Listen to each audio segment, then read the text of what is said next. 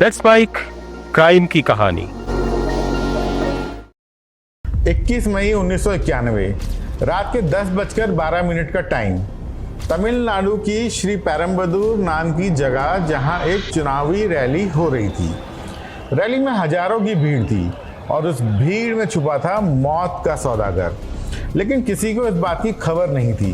भारत के पूर्व प्रधानमंत्री राजीव गांधी उस रात वहां पहुंचे, मुस्कुराते हुए, हाथ जोड़ते हुए, जनता से मिलते हुए।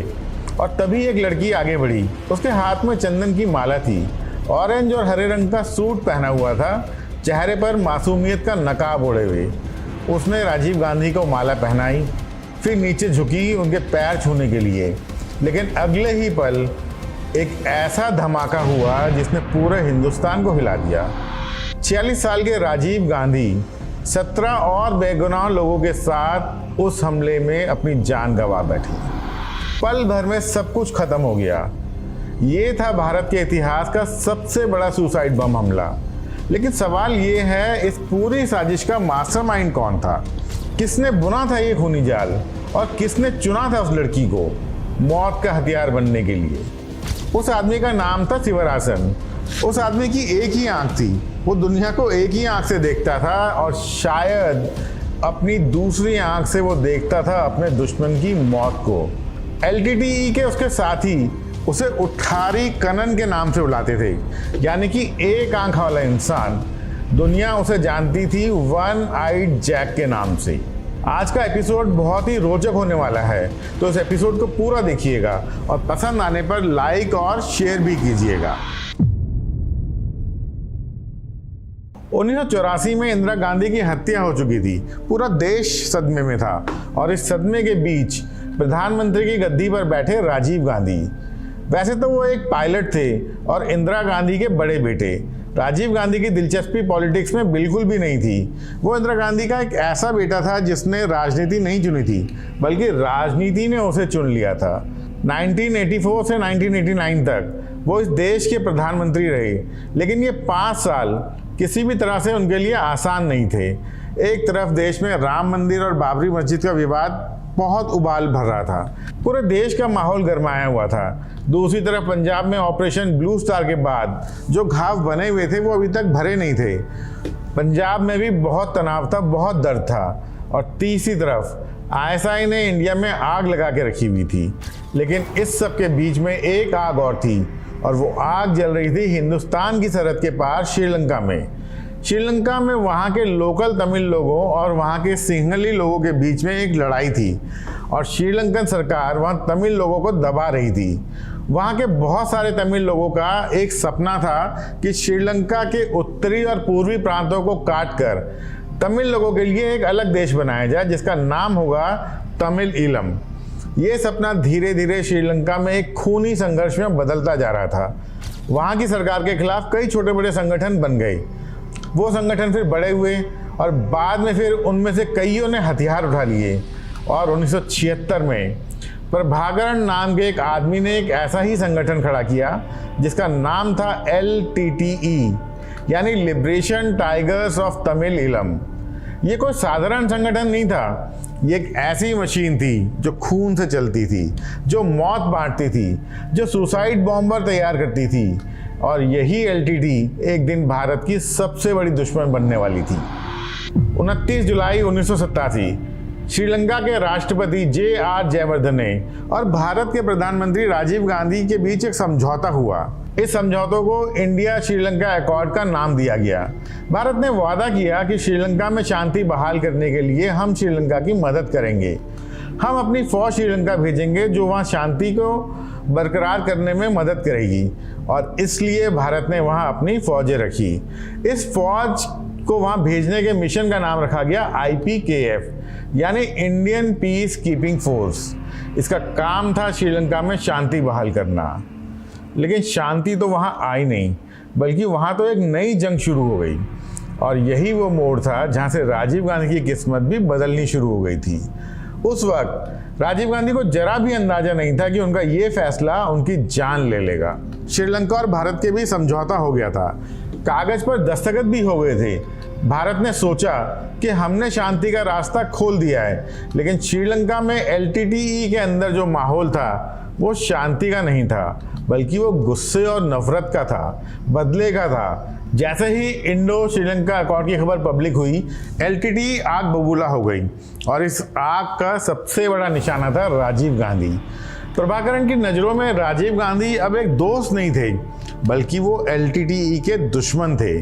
खैर, आईपीकेएफ शांति लाने के इरादे से श्रीलंका पहुंची, लेकिन 7 अक्टूबर 1987 को ही एलटीटीई ने वो किया जो किसी ने सोचा नहीं था। उसने भारत की फौज पर हमला बोल दिया।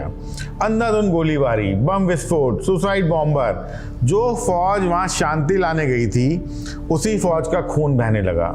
भारत के जवान शहीद होने लगे और प्रभाकरण चिल्ला रहा था, ये सब राजीव गांधी की वजह से हुआ है और उसी की वजह से ये लोग मारे जा रहे हैं। भारत के लिए एलटीटीई की नफरत की जड़ें अब और गहरी होती जा रही थी। मार्च 1990 की बात है। 3 साल बाद आईपीकेएफ को वापस बुला लिया गया, क्योंकि श्रीलंका में हालत बिल्कुल भी नहीं सुधरे थे। भारत की फौज को वहां से एज ए फेलियर लौटना पड़ा, लेकिन वो अपने पीछे एक ऐसा दुश्मन छोड़ आए थे जो और भी ज़्यादा खतरनाक हो गया था। प्रभाकरण ने डिसाइड कर लिया था कि जिसने ये अकॉर्ड साइन किया है उसे हम टारगेट करेंगे, और वो शख्स था राजीव गांधी। 1990 में राजीव गांधी की सत्ता चली गई और वो देश के प्रधानमंत्री नहीं रहे, लेकिन उनके ऊपर से खतरा गया नहीं। वो लोकसभा में नेता प्रतिपक्ष बनकर बैठे थे। देश की राजनीति में अभी भी वो सबसे बड़ा चेहरा थे और उसी चेहरे पर एलटीटीई की नज़र थी। खुफिया रिपोर्ट आ रही थी और संकेत मिल रहे थे, इशारे हो रहे थे कि श्रीलंका से राजीव गांधी के ऊपर निशाना साधा जा रहा है। 1991 का साल चुनाव का साल था। पूरे देश में चुनावी माहौल था। राजीव गांधी हर शहर, हर गांव, हर गली जाकर रैली कर रहे थे। वो जनता से मिल रहे थे। वो सबके साथ मुस्कुराते, हाथ जोड़ते और सबसे खुले दिल से मिलते थे। उन्हें नहीं पता था कि मौत का साया उनके पीछे लगा हुआ है। इस चुनाव में कांग्रेस ने अपना घोषणा पत्र जारी किया। ये हर पॉलिटिकल पार्टी जैसा घोषणा पत्र बनाती है, वैसा ही एक आम सा घोषणा पत्र था, लेकिन उस घोषणा पत्र में एक लाइन थी जो अलग थी, और वो लाइन थी कि कांग्रेस अगर वापस पावर में आई तो इंडो श्रीलंका अकॉर्ड को बरकरार रखा जाएगा, आईपीकेएफ को दोबारा श्रीलंका भेजा जाएगा, श्रीलंका में एलटीटीई के मुख्यालय तक। जब ये लाइन पहुंची तो वहां तो जैसे आग ही लग गई। प्रभाकरण के दिमाग में सिर्फ एक ही ख्याल था, अगर राजीव गांधी फिर प्रधानमंत्री बन गए तो आईपीकेएफ श्रीलंका आएगी और तमिल इलम बनने का उसका सपना हमेशा के लिए ख़त्म हो जाएगा। और इसी एक सोच ने, इसी एक खौफ ने उससे एक फ़ैसला करवा दिया, एक ऐसा फ़ैसला जो भारत को हमेशा के लिए कभी ना भरने वाला घाव देने वाला था। प्रभाकरण ने अपने इंटेलिजेंस चीफ को बुलाया। उसका नाम था पोट्टू अम्मान। वो एलटीटीई का सबसे खतरनाक और शातिर दिमाग वाला इंसान था। प्रभाकरण ने उसे राजीव गांधी की हत्या का मिशन दिया। एलटीटीई के अंदर इस मिशन का नाम रखा गया ऑपरेशन वेडिंग। अब सवाल ये था कि ये होगा कैसे और इस प्लान को अंजाम कौन देगा। इतने बड़े शख्स की इतनी कड़ी सुरक्षा को इतने बड़े देश के बीच में कैसे भेदेंगे। वो आदमी जिसने ये जिम्मेदारी उठाई, वो आदमी जिसने ये साजिश बुनी, उसका नाम था चंद्रशेखरम पिल्लई पकिया चंद्रन। दुनिया उसे शिवरासन के नाम से जानती थी। उसकी एक ही आंख काम करती थी जिससे वो दुनिया को देखता था, दूसरी आंख से शायद वो मौत को देखता था। वो वन आइड जैक के नाम से भी मशहूर था। 1958 में श्रीलंका के जाफना शहर से 32 किलोमीटर दूर एक छोटी सी जगह उद्दूपीढ़ी के एक घर में एक बच्चे ने जन्म लिया, जिसका नाम रखा गया चंद्रशेखरम। आगे चलकर जिसे दुनिया शिवरासन के नाम से जानने लगी। उसका बाप एक कट्टर तमिल राष्ट्रवादी था और उसने अपने बेटे को बचपन से ही तमिल राष्ट्रवाद सिखाया और एक तमिल इलम बनाने का सपना दिखाया। उसके पिता ने उस बच्चे के दिल में तमिल राष्ट्रवाद कूट कूट के भर दिया। तुम तमिल हो, तुम्हारी एक अलग पहचान है, एक अलग देश होना चाहिए तुम्हारा। वो बच्चा बचपन से ही ये सब बातें सुनता था और धीरे धीरे ये सब बातें उसके दिमाग में आकर बसने लग गई। फिर आया 1977, वो साल जिसने सब बदल दिया। उसका बाप चल बसा। अचानक हुई उस मौत ने घर की सारी जिम्मेदारी उस नौजवान के कंधे पर डाल दी। 3 भाई बहनों में सबसे बड़ा, उसका स्कूल छूट गया, पढ़ाई छूट गई। उसने घर चलाने के लिए छोटे मोटे काम शुरू कर दिए, लेकिन जो आग उसके बाप ने उसके दिल में जलाई थी वो बुझी नहीं, बल्कि वो समय के साथ और भड़क गई। क्योंकि यही लगभग वो वक्त था जब प्रभाकरण ने LTTE बना ली थी। श्रीलंका में माहौल गर्म था। तमिल लोगों का सरकार के खिलाफ विद्रोह शुरू हो गया था। तमिल ईलम की मांग आसमान छू रही थी और उस माहौल में शिवरासन का गुस्सा रोज बढ़ता जा रहा था। उसकी कई बार गिरफ्तारियां हुई, कई मामलों में उसका नाम आया, लेकिन वो ना तो रुका, ना झुका और ना ही टूटा।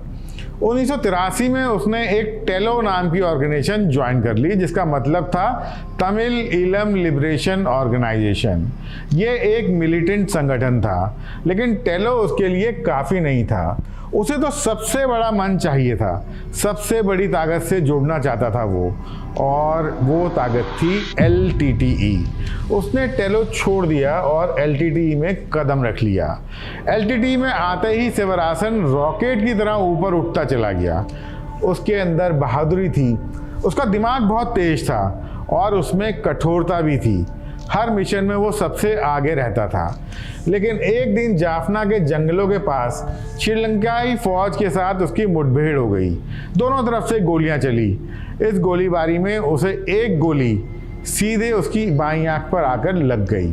उसकी बाईं आंख हमेशा के लिए खराब हो गई, लेकिन उसका इरादा अभी भी वैसे ही मजबूत था। अब उसके पास सिर्फ एक आंख बची थी। उसके LTTE के साथियों ने उसे उठारी कनन कहना शुरू कर दिया। तमिल में इसका मतलब होता है एक आंख वाला इंसान, और आगे चलकर दुनिया उसे वन आइड जैक के नाम से जानने लगी। 1990 में LTTE के अंदर एक फैसला हुआ और शिवरासन को कैप्टन बना दिया गया। लेकिन LTTE के इंटेलिजेंस चीफ पोट्टू अमान का दिमाग सिर्फ तरक्की देने से नहीं मानता था। उसे तो पहले शिवरासन के काबिलियत का सबूत चाहिए था। उसका सिंपल सा रूल था, पहले अपने आप को साबित करो और फिर आपको बड़ा मिशन मिलेगा। तो शिवरासन को भी एक टेस्ट दिया गया, एक ऐसा टेस्ट जो कमजोर दिल वालों के लिए नहीं था। उस वक्त श्रीलंका में एक और संगठन था, EPRLF, जिसका मतलब था Eelam people's revolutionary liberation front. ये एक प्रो इंडिया संगठन था। ये ग्रुप LTTE की नज़रों में एक दुश्मन ग्रुप था, क्योंकि ये प्रो इंडिया था। इसका जनरल सेक्रेटरी थे कांता स्वामी पद्मनाभ उर्फ रंजन, और रंजन उस वक्त भारत के अंदर चेन्नई में थे। पोट्टू अमन ने शिवरासन को बुलाया, उसकी आंखों में आंखें डालकर कहा, चेन्नई जाओ और रंजन को ख़त्म करो। बिना एक पल रुके शिवरासन चेन्नई पहुंच गया। पहले वो चेन्नई में जाकर रंजन के करीब आया, उसके लोगों से घुल मिल गया, उसने उनका भरोसा जीता, और जब सही मौका आया तो उसने अपना असली चेहरा दिखाया। दिन दहाड़े चेन्नई की सड़कों पर उसने और उसके साथियों ने अंधाधुंध फायरिंग की और रंजन और उसके साथियों पर गोलियां और ग्रेनेड की बरसात कर दी। चारों तरफ अफरा तफरी मच गई, और जब धुआं छटा तो कांता स्वामी पद्मनाभ उर्फ रंजन मारे जा चुके थे। उनके साथ 13 और लोगों की जानें भी गई थी। शिवरासन ने अपना पहला बड़ा मिशन बिना किसी गलती के पूरा कर दिया था। चेन्नई से जब शिवरासन वापस लौटा तो LTTE के दफ्तर में उसका कद आसमान छू चुका था। पोट्टू अमन उससे बहुत खुश हुआ। प्रभाकरण तो और भी ज़्यादा खुश हुआ। इसके बाद प्रभाकरण ने खुद शिवरासन को अपने पास बुलाया और अपने सामने बैठाया। फिर उसने उसे LTTE के इतिहास का सबसे बड़ा मिशन दिया, राजीव गांधी की हत्या का मिशन। लेकिन यह मिशन रंजन वाले मिशन जैसा नहीं था, जहां गोली और ग्रेनेड से काम चल जाता हो। इस मिशन में वो सब नहीं चल सकता था, क्योंकि राजीव गांधी की सुरक्षा किसी किले से कम नहीं थी। अगर यहाँ गोली या ग्रेनेड चलाओगे तो तुम खुद मारे जाओगे, और अगर खुद मारे जाओगे तो मिशन फेल हो जाएगा। शिवरासन ये जानता था, तो उसके शातिर दिमाग ने एक नया रास्ता सोचा। एक ऐसा रास्ता जो भारत ने पहले कभी नहीं देखा था। इंसानी bomb, human bomb, suicide bomber. LTT के लिए ये तरीका कोई नया तरीका नहीं था, वो इससे पहले भी इसे इस्तेमाल कर चुके थे। लेकिन भारत में इतने बड़े नेता पर, इतने बड़े पैमाने पर ये पहली बार होने वाला था। शिवरासन ने अपनी खुद की टीम चुनी। एक एक नाम बहुत सोच समझकर चुना गया। मुरुगन, रविचंद्रन, संथन, नलिनी। इस टीम में 2 औरतें और भी थी जो मौत का हथियार बनने वाली थी। पहली थी धनु, जो मुख्य सुसाइड बॉम्बर थी, जिसे राजीव गांधी तक पहुंचना था और ट्रिगर दबाना था। और दूसरी थी शुभा, वो एक बैकअप बॉम्बर थी। अगर धनु का प्लान किसी वजह से फेल हो जाता तो शुभा को आगे बढ़ना था और बॉम्ब को ब्लास्ट करना था। एलटीटी की टीम तैयार थी, उसका प्लान तैयार था। शिवरासन इस मिशन को पूरा करने के लिए श्रीलंका से तमिलनाडु के लिए निकल गया। ये एक ऐसा मिशन था जो हिंदुस्तान की तकदीर को बदलने वाला था। तमिलनाडु पहुंचने के बाद शिवरासन के सामने पहला सवाल ये था कि इस मिशन के लिए पैसा कहां से आएगा। इतने बड़े ऑपरेशन के लिए फंडिंग चाहिए थी, सेफ हाउस चाहिए थे, हथियार चाहिए थे, लोगों को काफ़ी दिनों तक वहां रखना था। ये सब बिना पैसे के पॉसिबल नहीं था। एलटीटी ने इसका रास्ता निकाला।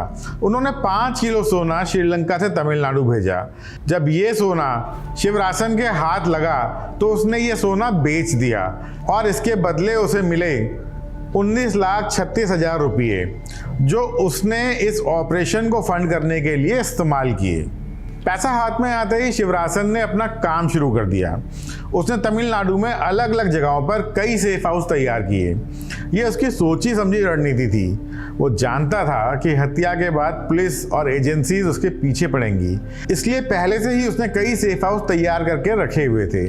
इन्हीं सेफ हाउसेज में वो अपनी टीम से मिलता था, प्लानिंग करता था और हर छोटी बड़ी तैयारी की निगरानी करता था। अब बस एक चीज तय करनी थी, जगह और तारीख। शिवरासन को पता था कि 1991 के आम चुनाव के लिए राजीव गांधी तमिलनाडु जरूर आएंगे और तमिलनाडु में भी खास तौर पर श्री पेरम्बदूर में उनकी एक बड़ी चुनावी रैली होने वाली थी। चुनाव में ये आम बात होती है कि किसी भी बड़े नेता का कार्यक्रम उसकी पार्टी पहले से ही पब्लिक कर देती है ताकि ज़्यादा से ज़्यादा भीड़ जुटाई जा सके। कांग्रेस ने भी यही किया। पहले से ही ऐलान हो गया कि 21 मई 1991 को राजीव गांधी श्री पेरम्बदूर की चुनावी रैली में शामिल होंगे। और जैसे ही ये खबर एलटीटी तक पहुंची, शिवरासन के होठों पर एक मुस्कान आ गई। अब उसको तारीख मिल गई थी, जगह मिल गई थी। उसे तो अब बस राजीव गांधी की मौत को अंजाम देना बाकी था। 21 मई 1991 की तारीख पक्की हो चुकी थी। शिवरासन ने अपनी पूरी टीम के साथ 1 मई 1991 को ही तमिलनाडु पहुंचकर श्री पेरम्बदूर के आसपास डेरा जमा लिया था। वो उस हर हलचल पर नजर रख रहा था जो राजीव गांधी की रैली से जुड़ी थी। 21 मई 1991 के दिन राजीव गांधी का शेड्यूल बहुत बिजी था। सुबह से ही वो चुनावी रैलीज में जुटे हुए थे। पहले वो उड़ीसा के कोस्टल इलाकों में गए, वहाँ उन्होंने जनसंपर्क किया, लोगों से मिले। फिर वो विशाखापट्टनम गए, जहाँ उन्होंने कांग्रेसी प्रत्याशी उमा गणपति राजू के लिए चुनावी रैली की।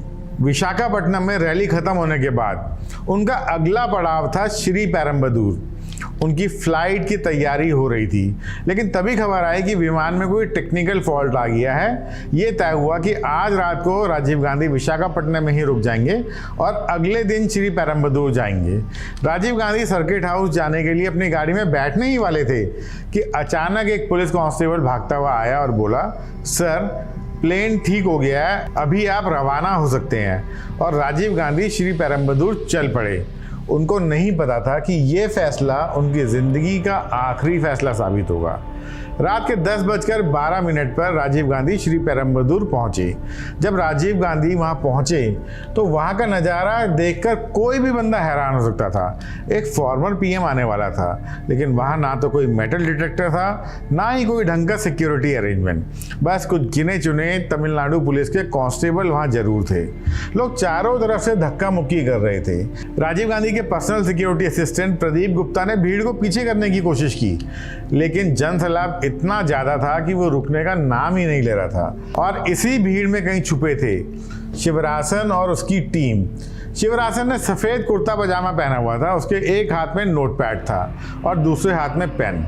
कंधे पर कपड़े का एक झोला लटका हुआ था, जिससे वो देखने में बिल्कुल एक लोकल पत्रकार जैसा लग रहा था। लोगों से वो बातें कर रहा था, कुछ नोट भी कर रहा था। इधर उधर उसकी नज़रें दौड़ती जा रही थी। अगर कोई उसे देखता तो उसे एक पल के लिए भी शक नहीं होता, सब उसे एक लोकल पत्रकार ही समझते। उससे कुछ ही दूरी पर खड़ी थी धनु, ऑरेंज और हरे रंग का सलवार सूट पहनते हुए। हाथ में उसके चंदन की माला थी। उसके चेहरे पर एक शांत एक्सप्रेशन था। ना जाने वो वहाँ कब से खड़ी थी, वो तो बस इंतजार कर रही थी कि कब उसे इशारा मिले और कब वो अपना काम करे। राजीव गांधी अपनी गाड़ी से उतरे और भीड़ से मिलने लगे। लोग उन्हें मालाएं पहना रहे थे। वो हंसते हुए और मुस्कुराते हुए उन मालाओं को एक्सेप्ट कर रहे थे और साथ ही साथ रेड कारपेट पे आगे बढ़ते जा रहे थे। तभी उनके सामने एक छोटी बच्ची आई जो स्कूल के यूनिफॉर्म में थी। उस बच्ची का नाम था कोकिला। उसने एक कविता सुनाई। राजीव गांधी वहाँ कुछ पल के लिए रुक गए, क्योंकि उन्हें बच्चे काफ़ी अच्छे लगते थे। जब वो कविता सुन रहे थे, ठीक उसी वक्त पीछे से शिवरासन ने धनु को इशारा किया कि जाओ। धनु आगे बढ़ी। भीड़ को चीरते हुए वो राजीव गांधी के करीब पहुंची। उसके हाथ में चंदन की माला थी। वो चंदन की माला उसने राजीव गांधी को बहुत ही सम्मान और इज्जत के साथ पहनाई। फिर वो राजीव गांधी के पैर छूने के बहाने नीचे झुकी। जैसे ही वो नीचे झुकी, उसने अपनी कमर पर बंधे आधे किलो से ज़्यादा विस्फोटक का बटन दबा दिया। बटन दबते ही एक जोरदार धमाका हुआ, ऐसा धमाका जिसने पूरी रात को चीर दिया। 46 साल के राजीव गांधी मौके पर ही शहीद हो गए। धनु भी उसी धमाके में खत्म हो गई और उनके साथ 17 और निर्दोष लोग भी मारे गए। पल भर में ही सब कुछ बदल गया था। हिंदुस्तान की पॉलिटिक्स का एक बहुत बड़ा सितारा उस दिन हमेशा के लिए बुझ गया था। धमाका होते ही शिवरासन ने एक पल भी बर्बाद नहीं किया। उस अफरा तफरी में, उस भीड़ की चीख पुकार में वो अपनी बची कुची टीम के साथ श्री पेरुम्बदूर से बाहर निकल गया। जहाँ हजारों लोगों की अफरा तफरी मची थी, वहीं शिवरासन चुपचाप वहाँ से गायब हो गया। इधर पूरे भारत में सन्नाटा था। पूरे भारत में दुख का माहौल था। जब ये खबर फैली तो लोगों को यकीन नहीं हुआ कि राजीव गांधी, जो शायद अगले चुनाव के बाद एक बार फिर से प्रधानमंत्री बन जाते, वो अब इस दुनिया में नहीं रहे। और ये भी पहली बार हुआ था कि भारत में इस तरह से इतने बड़े नेता को सुसाइड बॉम्बिंग से निशाना बनाया गया। ये झटका सिर्फ पॉलिटिकल नहीं था, ये पूरे देश की आत्मा पर लगा एक गहरा घाव था। इसके बाद एसआईटी बनी और इस हादसे की जांच शुरू हुई। इस एसआईटी की कमान सौंपी गई वरिष्ठ अधिकारी DR कार्तिकेयन को। जांच शुरू हुई। घटनास्थल की बारीकी से छानबीन की गई। हर सुराग को इकट्ठा किया गया और इस जांच के दौरान जांच टीम की नज़र एक कैमरे पर पड़ी। ये एक 35 mm का कैमरा था जो धमाके के बाद भी वहीं उसी जगह पर पड़ा हुआ था। ये कैमरा एक हरि बाबू नाम के फोटो जर्नलिस्ट का था, जिसे शिवरासन ने खुद इस ऑपरेशन के लिए रिक्रूट किया था। उसका काम था इस पूरे हमले को कैमरे में कैद करना और इसकी फिल्म बनाना। लेकिन धमाके में हरि बाबू खुद भी मारा गया और उसका कैमरा वहीं रह गया। एसआईटी ने जब उस कैमरे की फिल्म डेवलप की तो उससे जो तस्वीरें सामने आईं वो चौंका देने वाली थी। उन तस्वीरों में पूरे हमले की झलकियां थी, हमलावरों के चेहरे थे और सबसे अहम बात, शिवरासन की एक साफ और क्लियर तस्वीर थी जिसमें वो धनु के साथ खड़ा दिख रहा है और धनु के हाथ में वही चंदन की माला थी। शुरू में एसआईटी के दिमाग में ये ख्याल आया कि एलटीटी इतना बड़ा सबूत वहाँ छोड़कर क्यों गई, लेकिन जल्द ही इसका जवाब भी उन्हें मिल गया। एलटीटी के अंदर एक खास यूनिट थी जिसका काम था हर बड़े हमले की फोटोग्राफी और वीडियोग्राफी करना। वो एक तरीके से पूरा इसको डॉक्यूमेंट करते थे ताकि जो नए कार्यकर्ता एलटीटी में जब रिक्रूट होते हैं, उन नए कार्यकर्ताओं को ये लोग इस वीडियो और पिक्चर्स को दिखाते थे ताकि वो उन्हें मोटिवेट कर सकें। ये कैमरा इसी पूरे प्रोसेस का हिस्सा था, लेकिन इस बार एलटीटी की यही बात उनकी सबसे बड़ी भूल साबित हुई। इन्हीं तस्वीरों के आधार पर एसआईटी ने लोगों को पहचान लिया, उनसे पूछताछ हुई। 2 महीने के अंदर मुरुगन, नलिनी समेत एलटीटी के कई ऑपरेटिव गिरफ्तार कर लिए गए, लेकिन शिवरासन अभी भी फरार था। शिवरासन ने पहले से ही इतनी तैयारी करके रखी हुई थी कि उसका पकड़ा जाना इतना आसान नहीं था। उसने तमिलनाडु में एक नहीं कई सेफ हाउस बना के रखे हुए थे। वो एक सेफ हाउस से दूसरे सेफ हाउस में शिफ्ट होता था और छिपता रहता था। चेन्नई और तमिलनाडु के कई दूसरे शहरों तक उसके बहुत सारे सेफ हाउसेस थे। जब तक पुलिस एक जगह पहुंचती तो वो वहां से निकलकर दूसरी जगह चला जाता। इसके अलावा उसने एक और शातिराना चाल चली। उसने एलटीटी के 11 ऐसे ऑपरेटिव बनाए जो देखने में हूबहू उसके जैसे लगते थे। फिर उन 11 लोगों को उसने अलग अलग तरीके की वेशभूषा पहना के तैयार किया।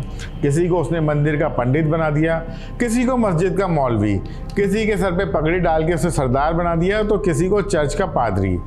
इस तरीके से उसने इनको पूरे तमिलनाडु में अलग अलग तरीके से छोड़ दिया। शिवरासन चाहता था कि एजेंसीज जो है वो पूरी तरह से कंफ्यूज हो जाएं और पुलिस की नज़र एक जगह पर ना टिके ताकि वो यहाँ से श्रीलंका भाग सके, लेकिन ये ऐसा हो नहीं सका। और फिर पुलिस को एक ऐसा सुराग मिला जिसने इस पूरी कहानी को ही पलट दिया। एसआईटी ने एक शख्स को गिरफ्तार किया जो शिवरासन के नेटवर्क से जुड़ा हुआ था। पूछताछ में उसने एक सेफ हाउस का एड्रेस बताया। ये एड्रेस था 158 मुतमिल नगर, कोंडगियोर, चेन्नई। एसआईटी की टीम उस शख्स के साथ उस सेफ हाउस में पहुंची। उस शख्स ने एसआईटी की टीम को बताया कि वो जब भी यहाँ शिवरासन के साथ रहता था और शिवरासन किचन में जाता था तो वो उसको घर से बाहर निकाल देता था, और जब वो घर से बाहर खड़ा होता था और शिवरासन किचन में होता था तो उसे अंदर से कुछ टाइलें हटाने की आवाज़ आती थी। एसआईटी को जब ये पता चला तो उन्होंने वापस किचन में जाकर फ्लोर की कुछ टाइलें हटाई। फर्श के नीचे एक गुप्त खांचे में एसआईटी को 2 डायरियां और एक नोटबुक मिली, और यही डायरियां शिवरासन की बर्बादी का कारण बन गई।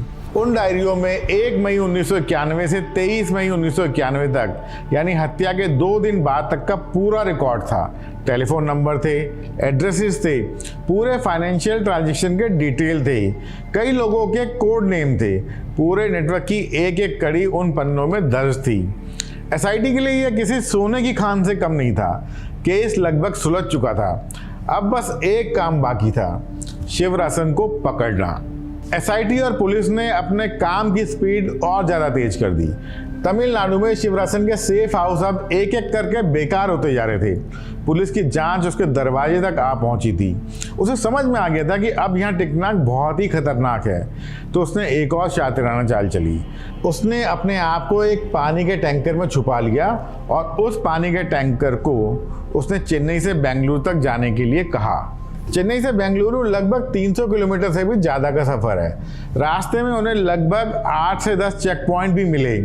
पुलिस हर गाड़ी को रोककर चेक कर रही थी, हर शख्स की जांच कर रही थी, लेकिन उन्हें उस टैंकर के अंदर छुपा शिवरासन नज़र नहीं आया।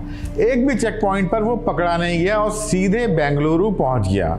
बेंगलुरु के आउटर इलाके में एक जगह है कोनाकुंटे। वहाँ एक छोटा सा एक सिंगल स्टोरी घर था। शिवरासन उसी घर में जाकर छुप गया और ये उसका लास्ट ठिकाना था।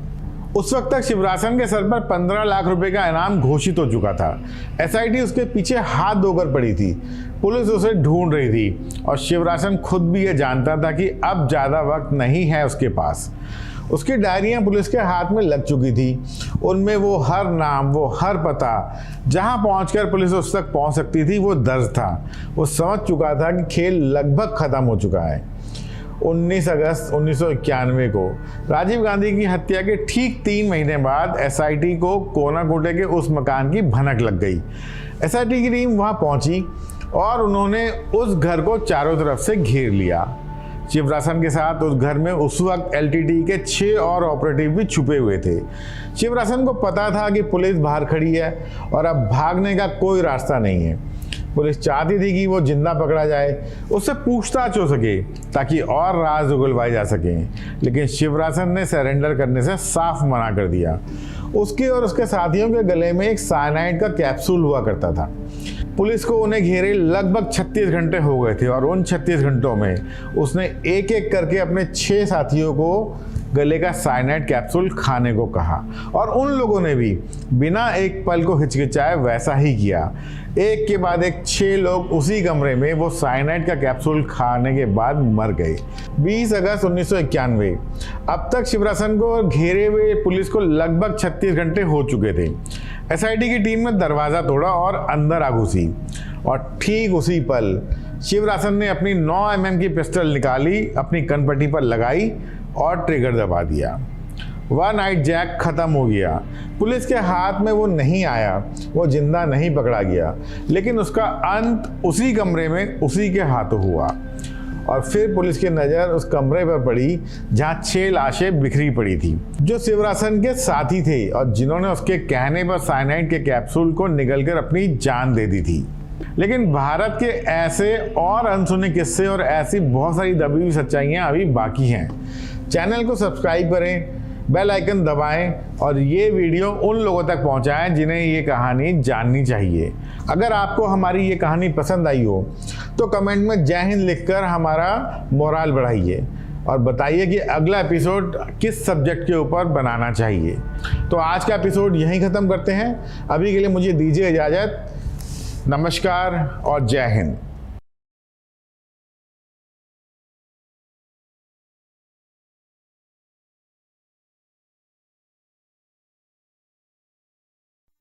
आप सुन रहे थे let's mic more than radio.